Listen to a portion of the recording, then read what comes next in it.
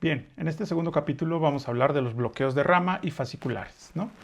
Este es un tema muy interesante, muy bonito y algunas cosas que son muy importantes de rescatar. Bien, ¿cuál es la importancia de identificar un bloqueo de rama?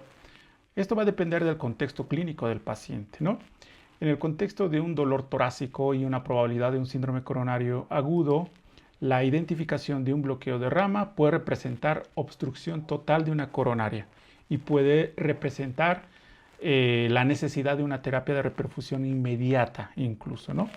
Tanto así que la identificación o la aparición de un nuevo bloqueo de rama, ya sea derecho o izquierdo, representa un infarto de miocardio si es que el paciente tiene la clínica y tiene los factores de riesgo como tal.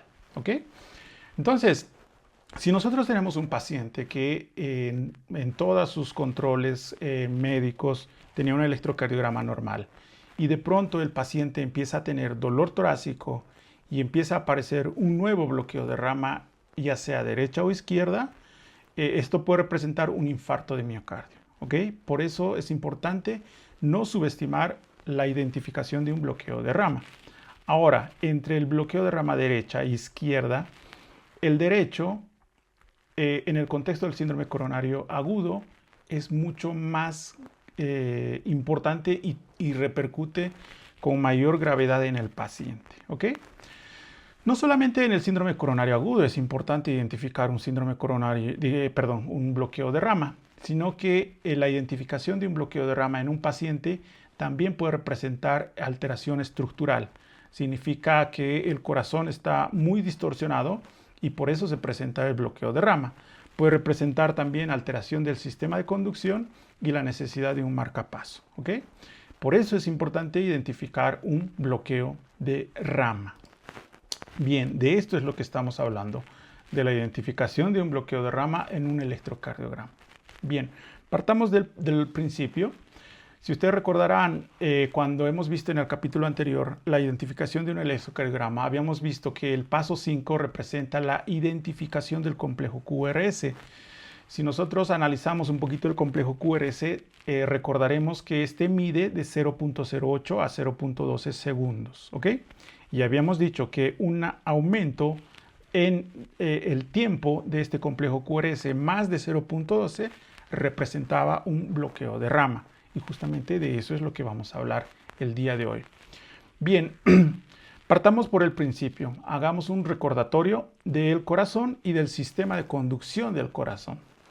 Recordamos que el sistema de conducción parte del nodo sinusal, se distribuye por todas las aurículas y va hacia el nodo auriculoventricular y a través de acá se va a distribuir en los dos ventrículos a través de las ramas del haz de His.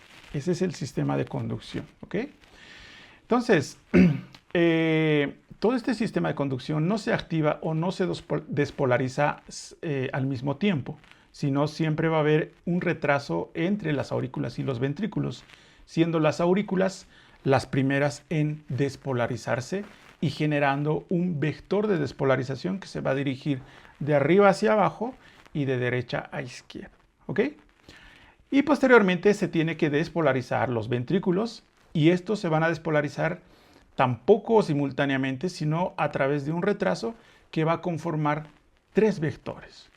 Un vector de despolarización del tabique interventricular, un segundo vector de despolarización de la pared libre del ventrículo y una despolarización de las bases del ventrículo. De esa manera se va a conformar los vectores de despolarización ventricular. Y esto es muy importante para poder entender por qué se forma la morfología del complejo QRS, como vamos a ver un poquito más adelante. Bien, también es importante recordar que el primer vector, el que se forma, el vector 1, lo hace en esa dirección, o sea, de izquierda a derecha y un poco de arriba hacia abajo, debido a que el tabique interventricular es una estructura gruesa y de hecho el ventrículo izquierdo es más grueso que el derecho, es más amplio. Por lo tanto, este tabique va a estar dividido en unos 2/3 como una despolarización del propio ventrículo izquierdo, y 1/3 de este tabique correspondería al ventrículo derecho. Esta diferencia de despolarización entre el tabique interventricular se llama interdependencia interventricular, que hace que el vector de despolarización siga esa trayectoria que habíamos dicho. ¿Ok? Entonces acá tenemos los 3 vectores de despolarización ventricular, el 1, el 2 y el 3. Y esto es bien importante porque esto nos va a hacer entender por qué o cómo se forman la morfología del complejo QRS. Bien, supongamos que colocamos a un paciente las despolarizaciones, colocamos al paciente las derivaciones precordiales de B1 a B6. Entonces, a través de estas derivaciones, nosotros vamos a poder identificar estos vectores que habíamos comentado. Supongamos si analizamos la derivación B1 que está acá.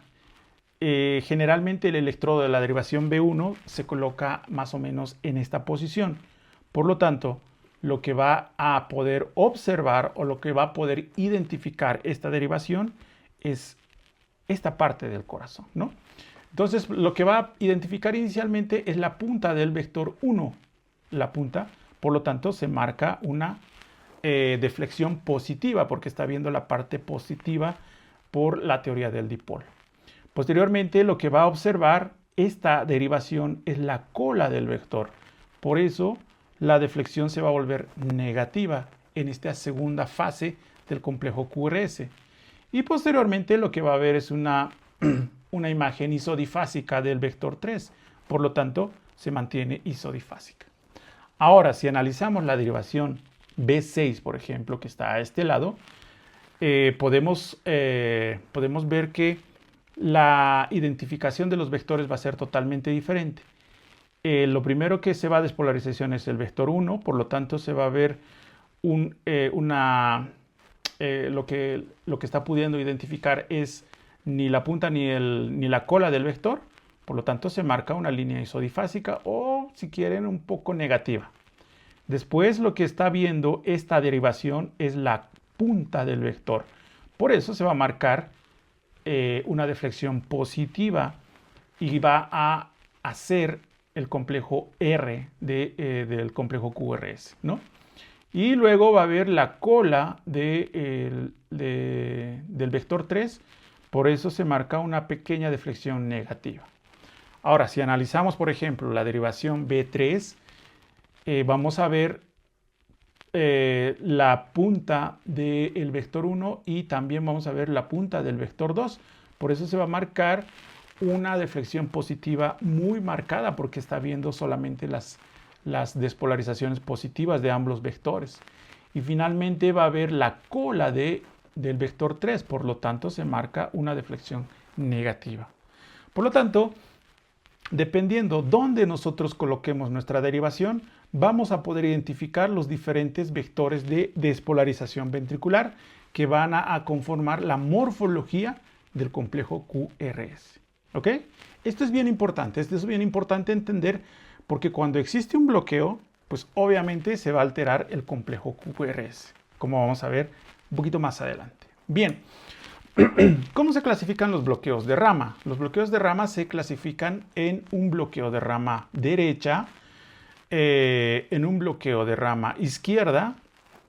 Ambos pueden ser completos o incompletos dependiendo del tiempo de retraso. Si es menos de 0.12 van a ser bloqueos incompletos, ya sea de rama derecha o de rama izquierda.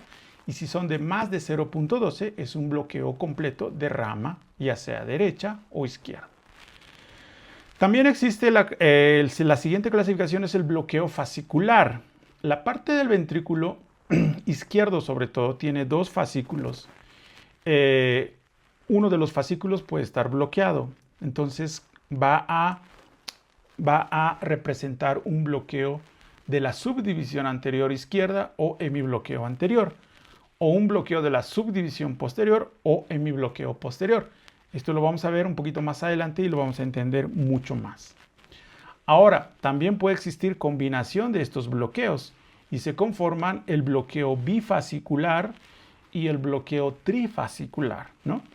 ¿Cómo es el bloqueo bifascicular? El bloqueo bifascicular es un bloqueo completo de la rama derecha del haz de His más un bloqueo de un fascículo, ya sea derecho o izquierdo, ¿ok? Perdón, ya sea anterior o posterior. Si hay un bloqueo de rama derecha más un bloqueo de fascículo, la condición se llama bloqueo bifascicular. Ahora, si tenemos un bloqueo completo de la rama derecha del haz de His y tenemos un hemibloqueo, ya sea anterior o posterior, esto se llama un bloqueo trifascicular. O lo que podemos tener es un bloqueo bifascicular, como el que hemos visto, más un bloqueo auriculoventricular de primer grado, y esto también va a hacer un bloqueo trifascicular. La importancia clínica de estos bloqueos es que mientras más estén bloqueados, más estructuras estén bloqueadas, obviamente el corazón pues representa más daño en el corazón o más daño estructural, como vamos a ver más adelante. ¿De acuerdo?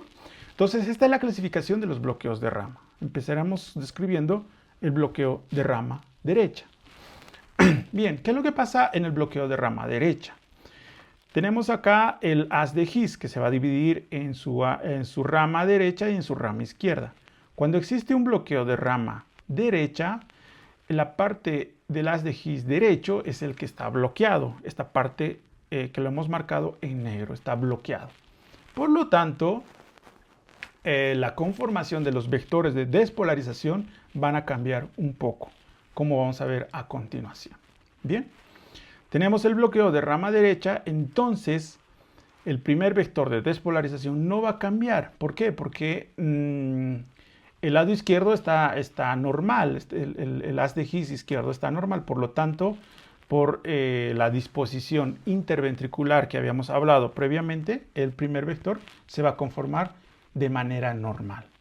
El segundo vector, que representaba el vector de la pared libre del ventrículo izquierdo, pues tampoco va a cambiar porque no está bloqueado. Lo que sí va a aparecer, o lo que sí se va a generar, es un nuevo vector que se llama el vector de salto. ¿Qué es el vector de salto? Obviamente, el corazón, al tener la rama derecha bloqueada, este ventrículo derecho no puede quedarse sin despolarizarse, tiene que despolarizarse. Y el corazón lo hace a través de otras vías o a través de las propias células cardíacas. Entonces se va a generar un vector de salto que va a tener esta dirección, que va a ir del lado izquierdo hacia el lado derecho, por lo tanto va a tener una punta hacia el lado derecho y una cola en el lado izquierdo. Y es un vector de salto, así se llama. Entonces la conformación de los vectores en un bloqueo de rama derecha son estos, ¿no?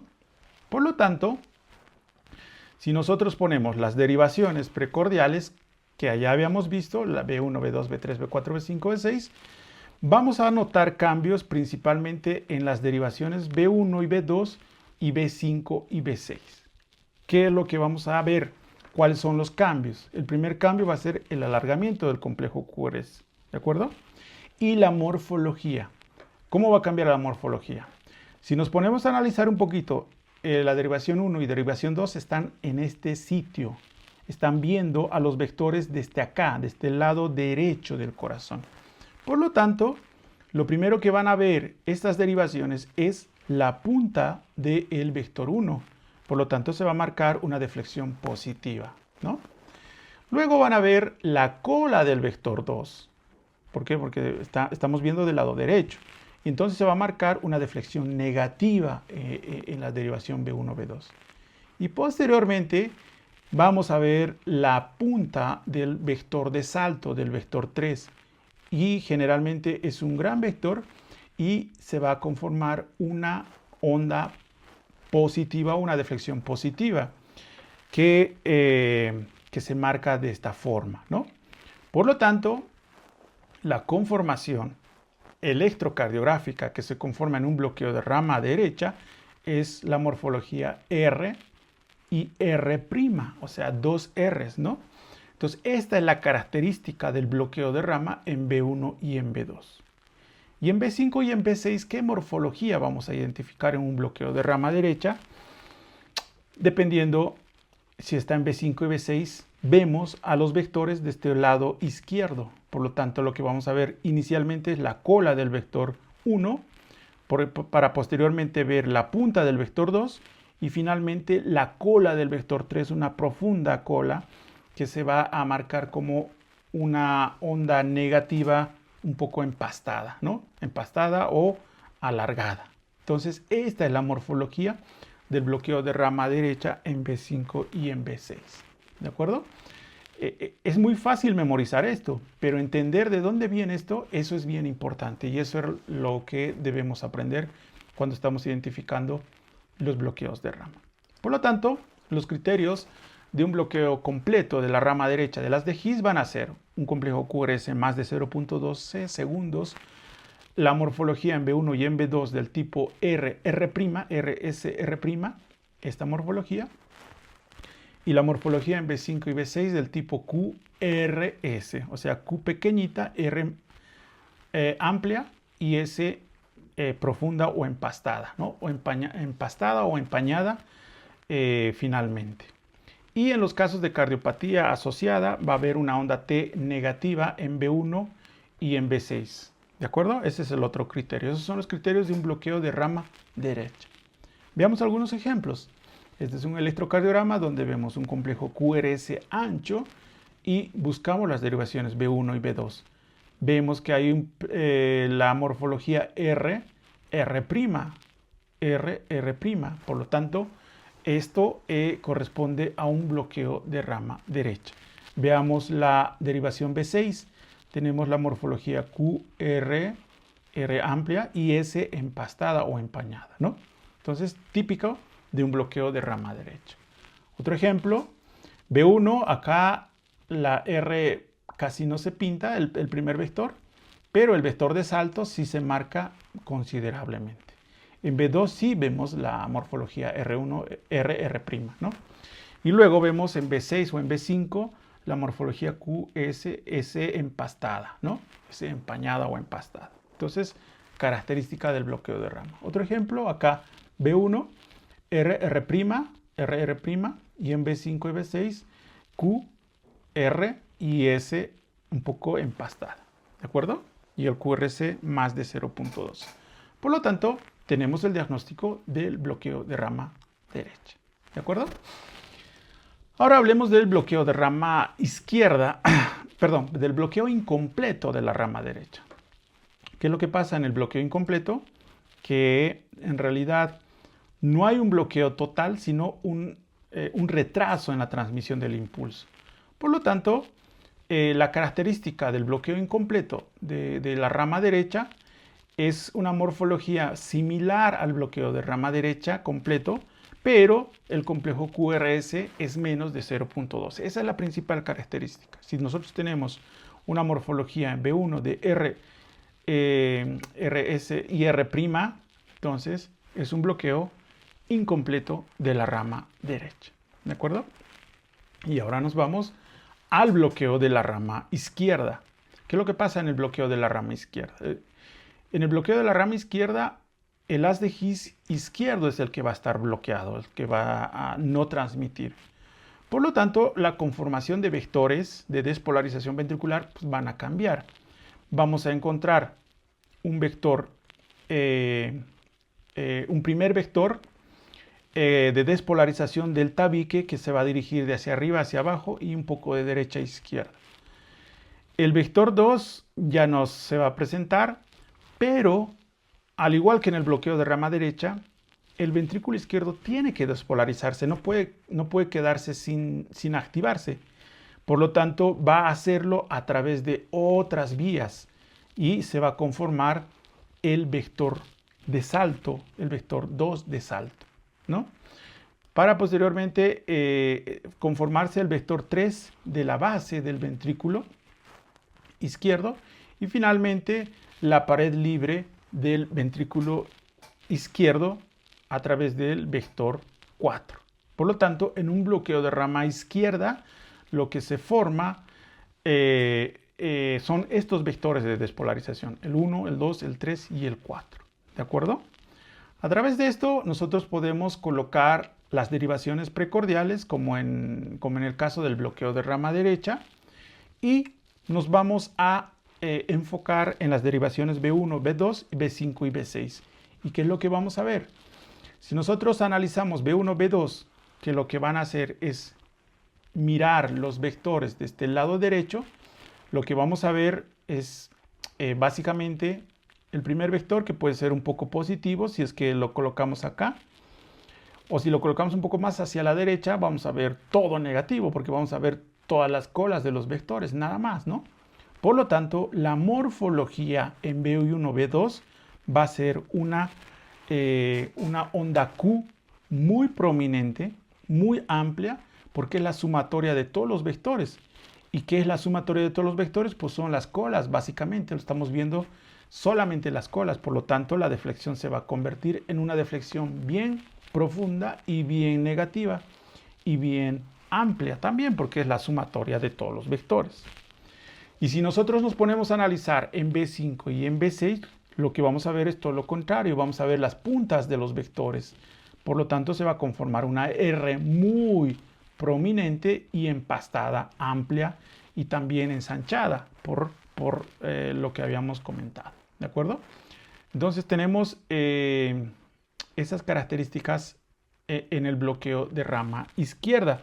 Por lo tanto, se van a conformar los criterios que van a ser los criterios del bloqueo completo de la rama izquierda de las de His, un QRS más de 0.12, una morfología QS o RS profunda en B1 y en 2, y en B2 una QS bien profunda, bien marcada, y una morfología de una R empastada en B5 en B6. O sea, la R va a estar muy empastada, muy elevada en B5 en B6. Un criterio bien importante del bloqueo de rama izquierda es que el eje eléctrico en este caso sí se va a desviar. Se va a desviar hacia la izquierda. Va a estar en menos de 30, en menos 40, menos 50, menos 60. Pero va a estar desviado hacia la izquierda. Y la onda T va a ser negativa en B5 y B6. Estas son las características o los criterios para identificar un bloqueo completo de la rama izquierda. Vemos algunos ejemplos. Acá tenemos un complejo QRS ancho y vemos una onda Q bien empastada, bien negativa y bien profunda, que es la sumatoria de todas las colas de los vectores, ¿no? Y en B2 vemos algo similar, una QS bien profunda.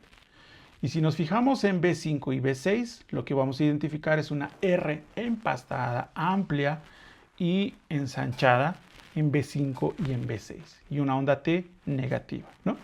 Esos son los criterios. Ahora, si vemos el eje eléctrico, habitualmente se desvía hacia la izquierda, pero en este caso, por ejemplo, positivo está normal, pero a veces se desvía. No siempre se desvía, pero en algunos casos sí.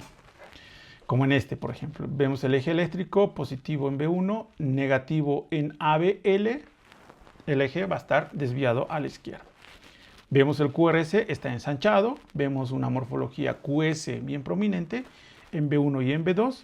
Y en B5 y en B6 vemos una R empastada muy prominente, típico de un bloqueo de rama izquierda, ¿no? Ahora, ¿cuál es la característica del bloqueo incompleto de la rama izquierda? Porque también se puede presentar que la rama izquierda de las de His no esté bloqueada, sino solamente esté funcionando mal y haya un retraso en la transmisión. Y eso es un bloqueo incompleto de la rama izquierda. Sodi Palares ha dividido estos semibloqueos izquierdos en diferentes grados, ¿no? Dependiendo de la morfología en B5 y B6. Si la R es prominente pero no tan empastada, es de grado 1. Por lo tanto, el hemibloqueo es de grado 1. Mientras más se va ensanchando el R, se convierte en grado 3 cuando es muy ensanchada. Ya se parece a un bloqueo completo de rama izquierda. ¿De acuerdo? Entonces, ese es el bloqueo incompleto de la rama izquierda, que la característica va a ser una morfología muy similar al del bloqueo completo de la rama izquierda, cuya característica va a ser que el QRS va a medir menos de 0.12 segundos. ¿De acuerdo? Y luego tenemos los bloqueos fasciculares. Para poder entender el diagnóstico de los bloqueos fasciculares, tenemos que entender la distribución del haz de His en el ventrículo izquierdo. En el ventrículo izquierdo, el haz de His se divide en dos ramas o en dos trayectos. Uno antero superior, que es este, y uno postero inferior, que es el que se va hacia la pared libre del ventrículo izquierdo. Entonces se divide en dos, una rama antero superior y una postero inferior. Y dependiendo de cuál de estas ramas es la que se bloquea, vamos a tener los diferentes bloqueos fasciculares. ¿De acuerdo? Empecemos por el bloqueo fascicular anterior o antero superior, que es este, que en este caso se bloquea, ¿no? Por alguna condición patológica. Cuando se bloquea este, ¿qué es lo que pasa? Lo que va a pasar es la despolarización de este ventrículo izquierdo. Se va a conformar el primer vector de despolarización normal porque se está despolarizando esta parte, pero esta parte del ventrículo tiene que despolarizarse. Como está bloqueada esta, lo que se va a conformar es un vector de salto que va a dirigirse en esa dirección porque está yendo por otra vía. El gran vector de salto, que es el 2. ¿Ok? La identificación de los fascículos no se los hace en las derivaciones precordiales. La identificación o el análisis de los fascículos se hace en las derivaciones bipolares. Para eso vamos a necesitar las derivaciones bipolares, que son ABL, ABR y ABF, D1, D2 y D3. ¿De acuerdo? Ahí es donde vamos a identificar nuestros cambios electrocardiográficos. Entonces, recapitulando, tenemos la conformación de los vectores y el análisis lo vamos a hacer en las derivaciones bipolares. ¿De acuerdo? Bien, entonces tenemos acá el corazón con la conformación de estos vectores en el bloqueo del fascículo anterior.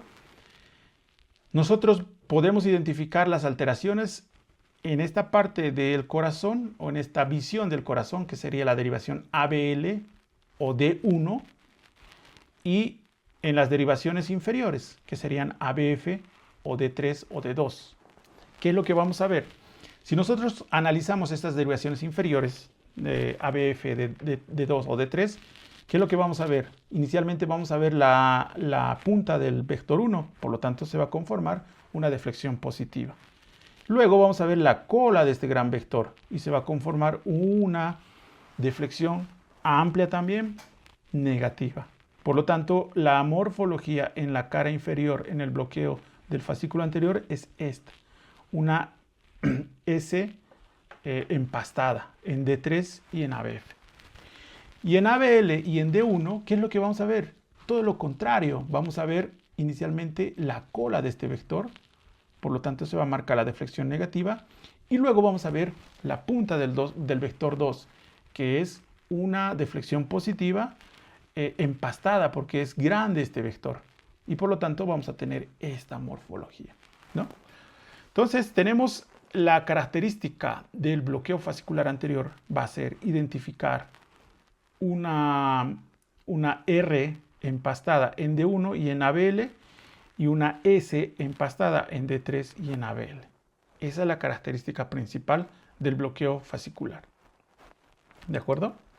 Entonces los criterios electrocardiográficos para el diagnóstico de un bloqueo de fascículo anterior van a ser: el primer criterio es que no es completo, por lo tanto el QRS va a estar de 0.12.